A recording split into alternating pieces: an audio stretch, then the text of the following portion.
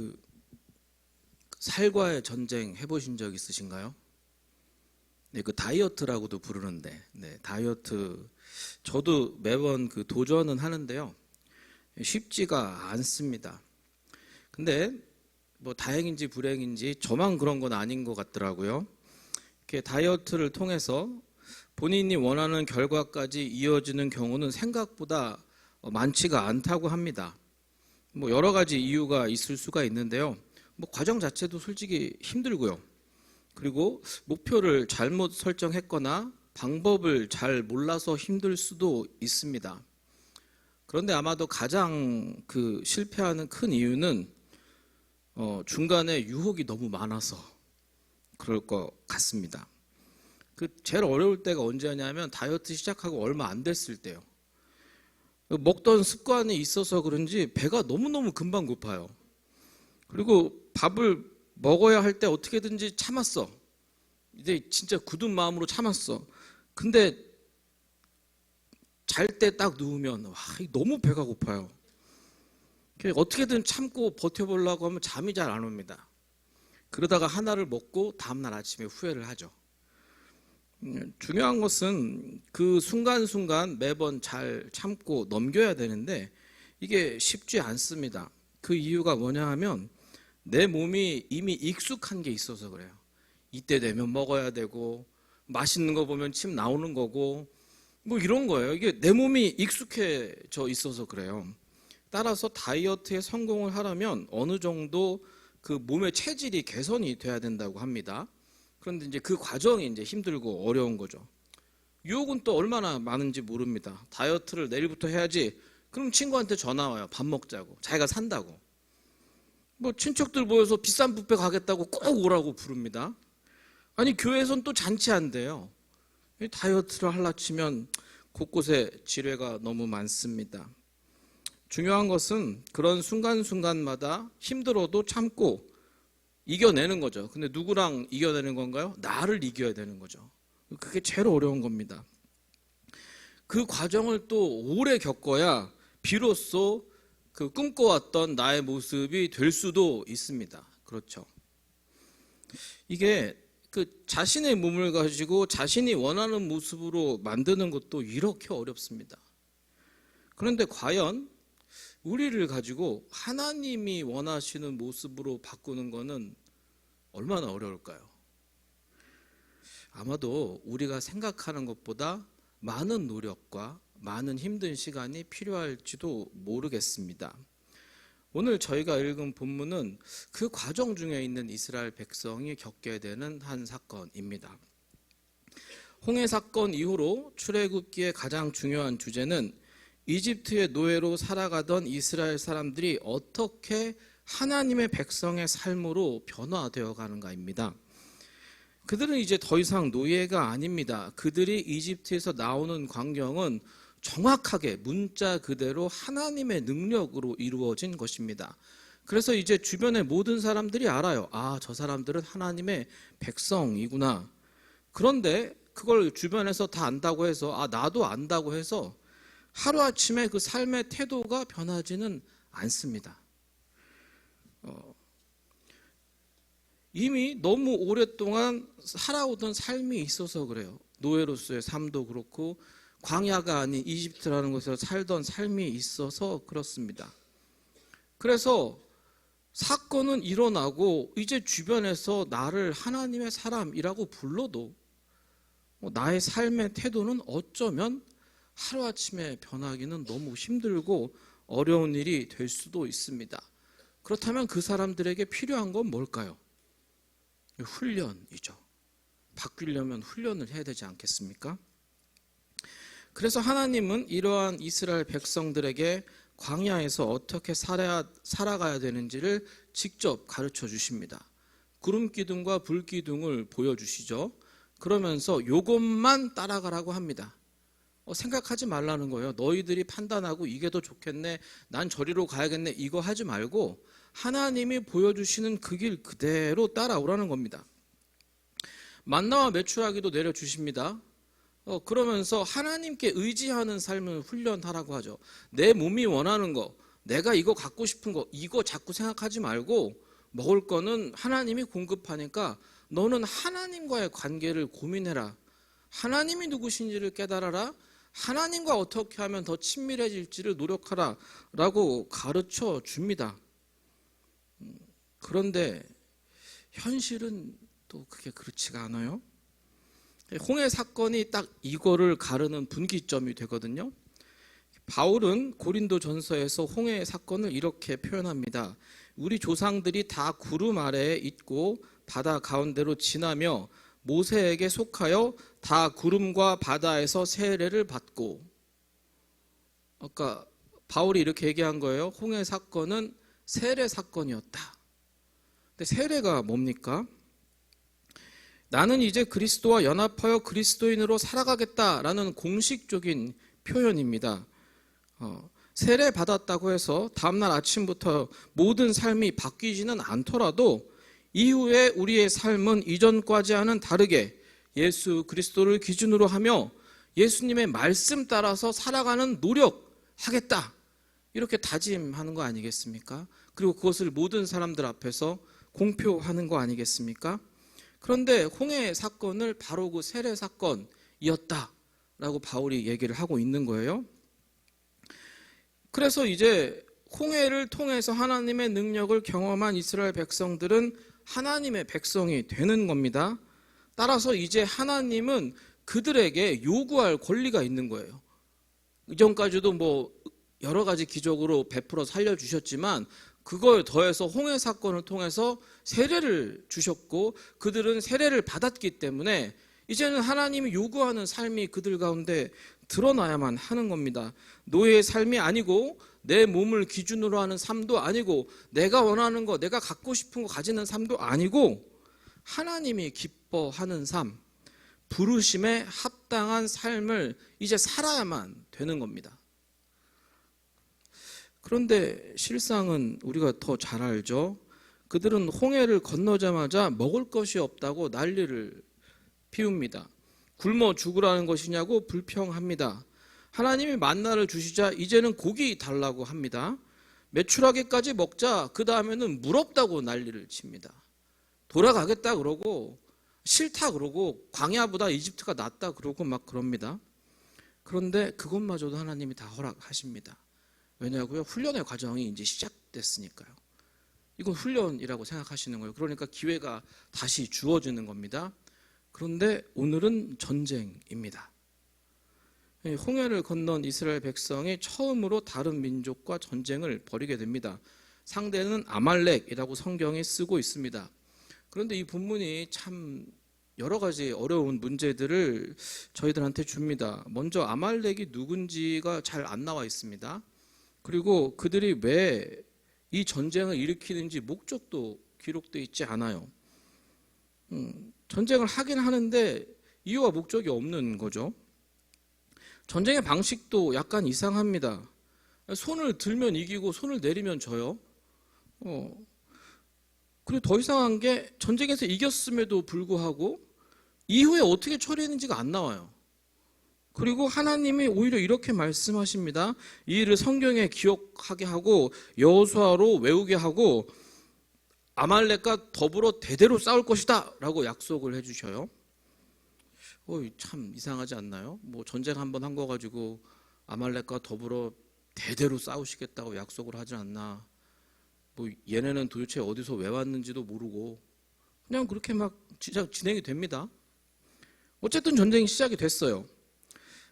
모세는 이미 80이 넘었지 않습니까? 그가 이스라엘을 인도하기로 작정했을 때가 80이니까 이미 80이 훨씬 넘었어요. 그래서 젊은 여호수아에게 사람을 택하여서 나아가서 싸우게 합니다.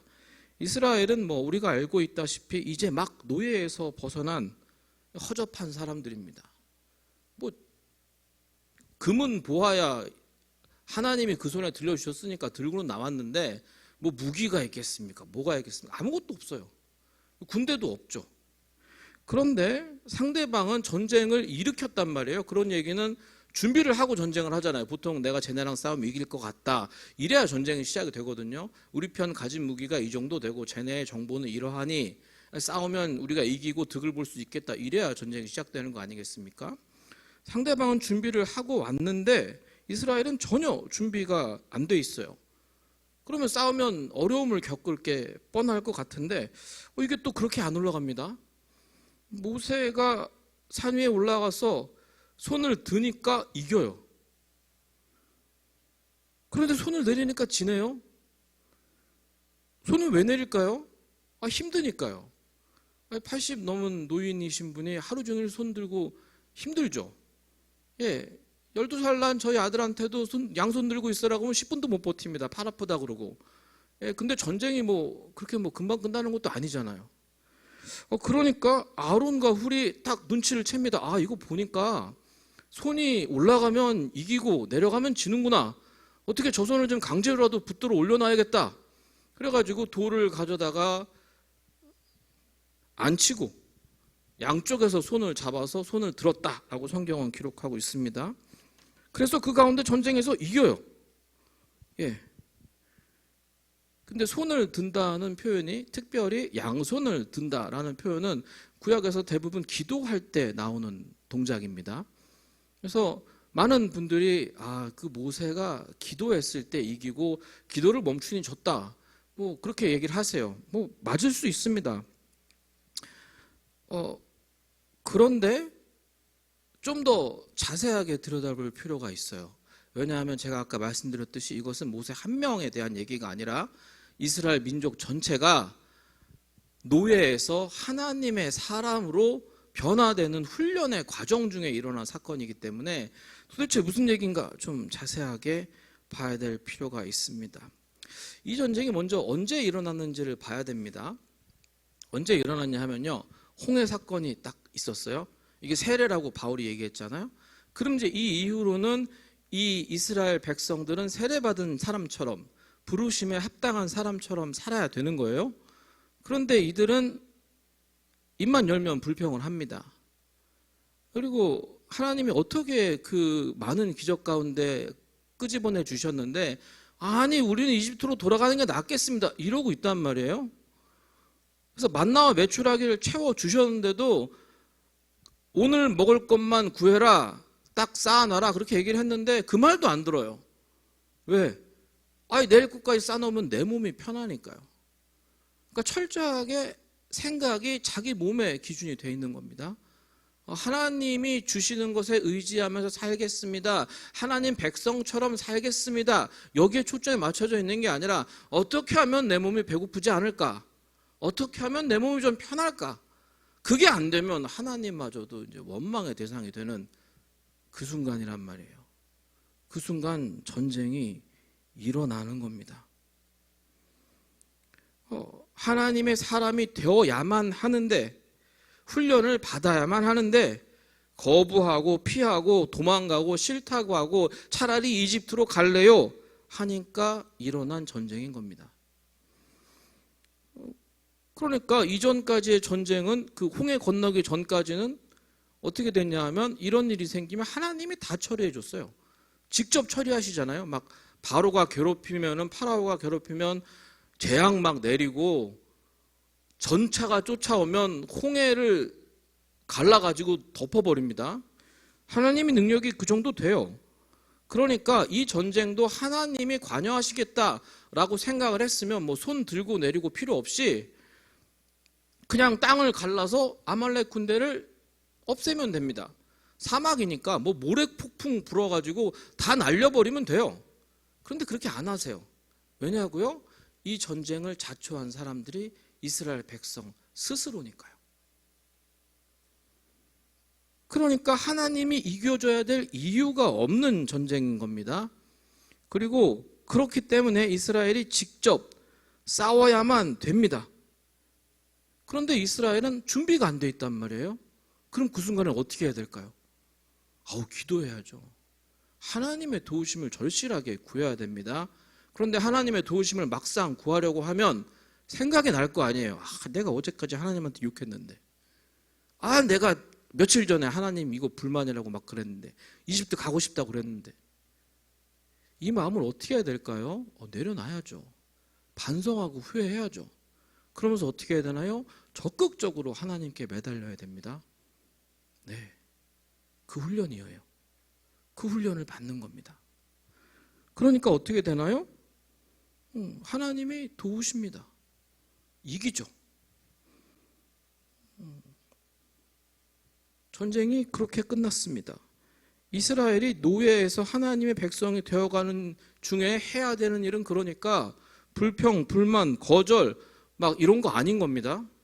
그들이 해야 되는 것은 적극적으로 하나님의 도우심을 구해야 되는 것이고, 그러기 위해서는 하나님과 내가 관계가 좋아야 되는 거잖아요. 그러니까 광야에서 이스라엘 사람들이 해야 되는 일은 하나님이 주시는 대로 살고, 그 외의 시간은 어떻게 하면 하나님의 기쁨이 될까? 이걸 생각해야 되는 거예요. 그래야 그 삶이 하나님 보시기에 아름다운 삶으로 조금씩 변해가는 겁니다. 그런데 본인들이 막 그걸 거절해, 불평해, 불만해. 그럼 어떻게 된다고요? 아말렉이 오는 겁니다. 그런데 이 전쟁의 승패가 하나님의 도우심, 거기서 딱 끝나진 않습니다. 하나님이 없으면 이길 수가 없다라는 건 당연한 거고요. 모세가 손을 들지 않으면 또 집니다. 그렇잖아요? 아론과 훌이 모세를 도와주지 않으면 이길 수가 없는 겁니다. 그리고 그렇게 될 때 그 밑에서는 직접 열심히 싸워야 되는 사람이 있어야 되는 거예요. 여호수아와 그 나가서 싸우는 사람들이 한 명 한 명 열심히 싸워야지만 이길 수 있는 겁니다. 이 모든 과정을 통해서 하나님은 무엇을 이스라엘 백성에게 가르쳐 주시는 걸까요? 분명해 보입니다. 너희들이 불평과 불만에 가득 차 있고, 지금 이제 하나님의 백성으로 부르심을 받은 자의 삶을 살아야 되는데 그것을 거절하게 되면 강한 훈련을 받을 수밖에 없다. 그리고 그때에는 하나님이 대신 해주지도 않는다. 너희들은 정신 차리고 하나님의 도우심을 구해야 한다. 그런데 아마 혼자 못할 수도 있다. 하나님의 뜻을 구하고 하나님의 뜻을 이루는 일에 아론과 훌이 모세를 도운 것처럼, 이스라엘 백성이 똘똘 뭉쳐서 싸운 것처럼 서로에게 힘이 되어야 한다. 그렇게 하나님 앞에 한마음 한뜻으로 도움을 구하고 각자가 자신에게 주어진 위치에서 전쟁을 성실하게 싸울 때, 그때 비로소 하나님이 이스라엘을 도우시고 이스라엘은 승리하게 되는 겁니다. 그러니까 이것은 훈련의 과정이 되는 겁니다. 그런데 이것이 끝이 아닙니다.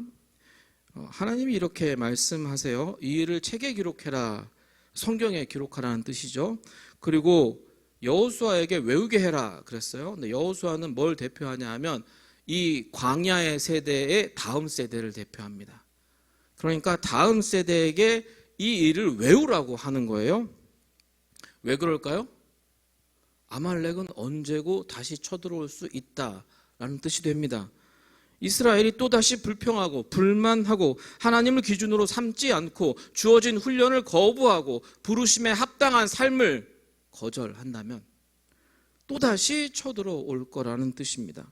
이스라엘은 또 싸워야만 합니다. 그런데 그 적은 지금도 강력했듯이 이후에도 강력할 거라는 겁니다. 그런데 미리 두려워하거나 겁내거나 포기할 필요는 없습니다. 왜냐하면 마지막에 여호와께서 이렇게 약속하셨기 때문입니다. 여호와께서 맹세하시기를 여호와가 아말렉과 더불어 대대로 싸우리라. 그런 의미가 되는 겁니다. 아말렉과의 전투는 이스라엘 백성이 하나님의 부르심을 받은 백성이 되어가는 가운데, 하나님의 인도하심을 따라서 하나님이 기뻐하는 자로 살아가는 가운데 계속 있을 것입니다.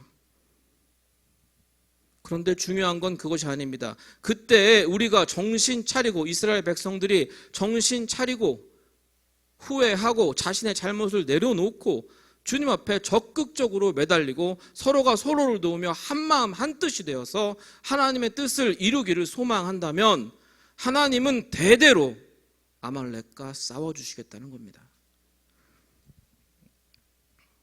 그리고 하나님이 싸워주시면 결과는 어떻게 될까요? 언제나 승리입니다. 모세는 이 아말렉과의 전쟁이 어떤 의미인지 정확하게 알고 있었습니다. 저희 성경 한번 찾아볼까요? 신명기입니다. 신명기 25장 17절 18절.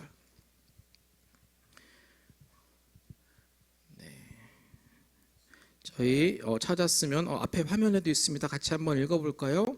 너희가 애굽에서 나오는 길에 아말렉이 내게 행한 일을 기억하라. 곧 그들이 하나님을 두려워하지 아니하고 너를 길에서 만나 너의 피곤함을 타서 내 뒤에 떨어진 약한 자들을 쳤느니라. 네, 여기까지만 읽으시면 됩니다. 아말렉은 정확하게 어느 민족, 어느 국가를 뜻하지 않습니다. 그들은 하나님의 사람들이 피곤할 때, 뒤에서 떨어진 약한 자들이 있을 때, 다시 말해서 하나님의 능력을 의심하며 불평할 때, 먹을 것이 없다고 차라리 나를 죽여달라고 할 때, 만나를 주시니 고기 먹고 싶다고 불평할 때, 내 몸에 원하는 것을 채워달라고 하나님 앞에 주장할 때, 자신의 편안함을 위하여 하나님이 인도하시는 길을 거절할 때에 나타나는 적을 뜻하고 있습니다. 이 적들은 피곤함을 노립니다. 이 적들은 약한 부분을 노립니다. 그래서 이스라엘 백성들을 하나님께로부터 분리시키고자 합니다. 어느 때 온다고요? 하나님 따라가야 되는데 그거 싫다고 할 때 온다고요. 그거보다는 나 혼자 잘 먹고 잘 사는 게 더 좋습니다 라고 할 때 온다고요. 그래서 이스라엘은 이 전쟁에 반드시 이겨야만 됩니다. 그 유혹을 물리쳐야 되는 것 당연한 거고요. 지면 하나님한테도 미움받을 거니까요. 그래서 이 전쟁은 훈련의 의미입니다. 그래서 이전처럼 하나님이 혼자서 하나님의 온전한 능력으로 해주시는 것이 아니라 이스라엘 백성들이 직접 싸워야 되는 겁니다. 전쟁이란 게 어떤 건지 우리는 직접 겪어보진 못했지만 아무리 작은 전쟁이라도 쉬운 게 있을까요? 없죠. 편한 것도 없습니다. 있는 힘을 다해서 싸우지 않으면 반드시 지게 돼 있죠. 그 과정 가운데 누군가는 다칠 수도 있습니다. 누군가는 불구가 될 수도 있죠. 그리고 패하면 다 죽거나 노예가 되거나 그럴 수밖에 없는 겁니다. 전쟁을 직접 하는 군인들의 문제만이 아닙니다. 패하면 그 나라가 망하는 겁니다. 그게 전쟁입니다. 따라서 그 전쟁에 임하는 사람이 설렁설렁 해도 되겠지, 대충 이 정도만 해도 괜찮지 않을까? 이런 마음으로 전쟁에 임할 수는 없습니다. 왜냐하면 전쟁이라는 건 원래부터 목숨 걸고 하는 거니까요. 우리들의 신앙생활도 이 과정을 그대로 겪게 될 것입니다. 홍해를 건넌 이스라엘 백성들처럼 우리도 예수 그리스도를 믿고 세례를 받고 구원의 약속을 받았습니다. 그런데 그렇다고 해서 하루아침에 우리의 삶이 예수 그리스도가 보기에 아름다운 삶으로, 하나님이 기뻐하시는 삶으로 다 바뀌지는 않습니다. 우리는 따라서 이 땅에 살면서 필연적으로 예수 그리스도를 닮아가는 삶을 살아야만 합니다. 하나님의 기뻐하시는 그 길을 가려고 노력하는 것이 매일의 내 삶에 있어야만 하는 겁니다. 그리고 그 일을 함께하는 사람들인 교회가 이 땅에 있는 이유도 바로 이것입니다. 그 길을 가는 중에 때로 우리는 나도 모르는 사이에 불평할 수도 있습니다. 불만을 가질 수도 있겠죠. 그리고 때로는 의도적으로 내 생각을 하나님의 생각보다 앞세워서 하나님, 내 소원 좀 들어주면 안 되겠습니까? 라고 말할 때가 있을 수도 있습니다. 아니 어쩌면 하나님이 오라시는 그 길을 기뻐하면서 가기보다는 나는 이집트가 더 좋은데요? 라고 말하는 이스라엘 백성처럼 현실의 일들에 붙잡혀서 예수 그리스도 따라가기를 멈추거나 한눈 팔거나 거절하거나 뒤돌아설 때가 있었을지도 모릅니다. 그때가 되면 아말렉은 반드시 나타납니다. 그 형태가 무엇이 되었던 반드시 나타납니다. 마치 다이어트 할 때 나타나는 여러 가지 유혹처럼 때로는 좋은 모습일 수도 있고 뭐 정말 전쟁을 해야 되는 모습일 수도 있겠지만 어쨌든 반드시 나타납니다. 그런데 그 아말렉은 우리보다 훨씬 강력해서 혼자 힘만으로 이길 수 없을 때가 더 많습니다. 그때 우리도 오늘 이스라엘 백성들처럼 해야 합니다. 지난날의 잘못을 뉘우치고 하나님의 도우심을 적극적으로 구해야 하는 겁니다. 기도해야 하는 겁니다. 그런데 혼자 할 때 안 될 수도 있습니다. 혼자 열심히 노력했지만 감당하지 못하는 경우가 생길지도 모릅니다. 그럴 때 우리는 함께 기도해 줄 사람을 찾아야만 합니다. 옆에서 돌을 가져다 주고 팔을 붙들어서 기도가 이어지게 해줄 사람들을 찾아야만 합니다. 교회는 그 사람들이 모이는 곳입니다. 제자의 길을 가다가 힘들어서 넘어질 때 손잡아주고 어려움 때문에 불평과 불만이 쌓일 때 서로를 다독이며 나의 기도만으로 부족할 때, 나의 노력만으로 감당이 안 될 때 함께 이 전쟁을 싸워주는 이들이 이 교회 안에 있습니다. 그렇게 하나님의 도움을 적극적으로 구하면서 우리가 해야 할 일은 내 위치에서 할 수 있는 일에 최선을 다하는 겁니다. 아까 말씀드렸잖아요. 모세가 손을 올렸다고 해서 밑에 있는 사람들이 열심히 안 하면 그 전쟁은 이길 수가 없습니다. 모두가 하나가 되어서 한 뜻이 되어서 각자 자신에게 주어진 위치에서 최선을 다하는 겁니다. 그러면 어떻게 된다고요? 하나님이 대대로 싸워주신다고요. 한 번 싸워주시고 끝나는 것이 아니라 하나님이 대대로 싸워주시겠다고요. 그리고 하나님이 싸워주시면 반드시 승리합니다. 지금 우리 삶을 한번 돌아봤으면 좋겠습니다. 우리 역시 부르심에 합당한 삶을 살아야만 합니다. 예수님이 원하시는 삶으로 변화되기 위해서 훈련과 교육을 받아야 합니다. 하지만 때로 여러 가지 문제들로 인하여서 우리는 불평하기도 하고 불만을 가지기도 합니다. 여전히 세상이 더 그립다고 말하는 순간이 올지도 모릅니다. 그런데 우리는 반드시 기억해야만 합니다. 그때에는 아말렉이 올 수도 있다. 아니 어쩌면 우리는 이미 아말렉에게 공격당하고 있는지도 모르겠습니다. 그때도 우리가 기억해야 되는 것이 있습니다. 공격은, 그렇게 생긴 전쟁은 결코 끝이 아닙니다. 이 모든 것이 부르심을 받은 자들이 합당한 삶을 살아내게 하기 위한 하나님의 훈련의 과정이라는 것을 깨달아야 합니다. 지금 내가 혹시 불평의 자리에 있다면, 공격을 받는 과정 중인 것 같다면 우리가 해야 하는 일은 분명합니다. 잘못된 습관과 나의 잘못된 기준들을 내려놓아야 합니다. 그리고 기도해야만 합니다. 그리고 우리 앞에 놓인 싸움을 성실하게 싸워야만 합니다. 혼자서 감당이 안 된다면 함께 기도해 줄 이들을 찾아야 합니다. 함께 연대해 줄 교인을 찾아야 합니다. 함께 이 길을 가야 하는 공동체 안에 속해 있어야만 하는 겁니다. 우리가 그렇게 할 수 있다면, 그리고 각자의 자리에서 성실하게 싸울 수 있다면 하나님은 반드시 우리와 함께 싸워 주십니다. 그리고 우리에게 승리를 허락하실 겁니다. 잘했다 칭찬하시며 상 주실 줄로 믿습니다. 저는 우리가 어느 순간에도 부르심을 받은 삶을 살고 있다는 것을 기억하기를 축원합니다. 또한 어느 때라도 하나님의 앞자리를 떠나지 않는 선택을 하기를 소망합니다. 때로 어려움이 오고 때로 괴로움 때문에 불평과 불만이 생기더라도 그 순간 애조차 하나님 앞자리를 선택하는 우리가 되기를 축원합니다. 언제나 기도하며 기도의 동지들을 찾으며 함께 이 싸움에 열심을 내는 우리 교회가 되기를 예수 그리스도의 이름으로 축원합니다. 하나님이 반드시 우리에게 승리를 허락하실 것입니다. 하나님이 반드시 대대로 싸워 주실 것입니다. 그 하나님 붙들고 믿고 의지하는 오늘의 우리의 삶이 되기를 예수 그리스도의 이름으로 축원합니다. 함께 기도하겠습니다.